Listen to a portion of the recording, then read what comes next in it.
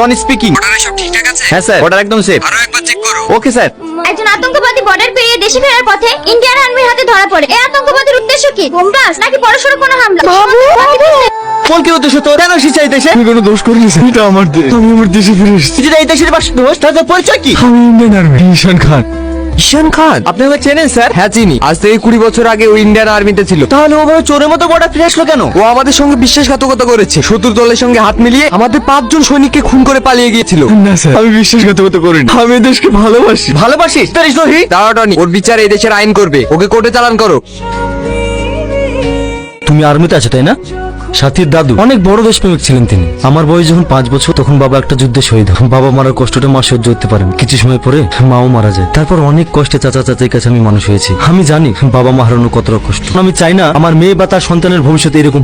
মানে? আমি তোমার হাতে আমার মেয়েকে তুলে দিতে পারবো না। আব্বা, তুমি কি বলছো? আমি ঠিকই বলছি। ও যদি কাল বর্ডারে নিজের প্রাণ হারায়, তখন তোর কি হবে? এসব আপনি কি বলছেন আঙ্কেল? দেশের কাজ করে কি অপরাধ? সেসব আমি কিচ্ছু জানি না। আমার মেয়ে যেহেতু তোমাকে ভালোবাসে, তোমার একটা চায়ের দোকান থাকলেও আমি তোমার সঙ্গে বিয়ে দিতাম।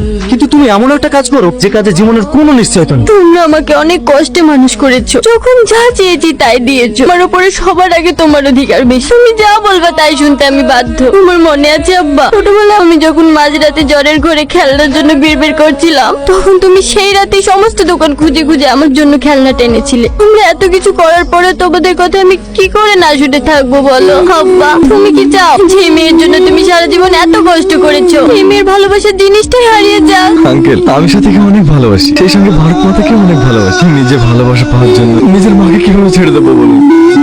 ছুটি আর কতদিন আছে? কেন আঙ্কেল? বিয়ের জন্য দিন তো ছুটির মধ্যে করতে হবে তাই না? তাহলে হদি সাহেব বিয়েটা সেরে ফেলা ভালো নাকি? হ্যাঁ হ্যাঁ, ক্যাপ্টেন ঈশান। রোহান, তুমি এখানে? আপনার জন্য একটা জরুরি খবর আছে। কি খবর? বর্ডারে হঠাৎ শত্রুদের হামলা করেছে।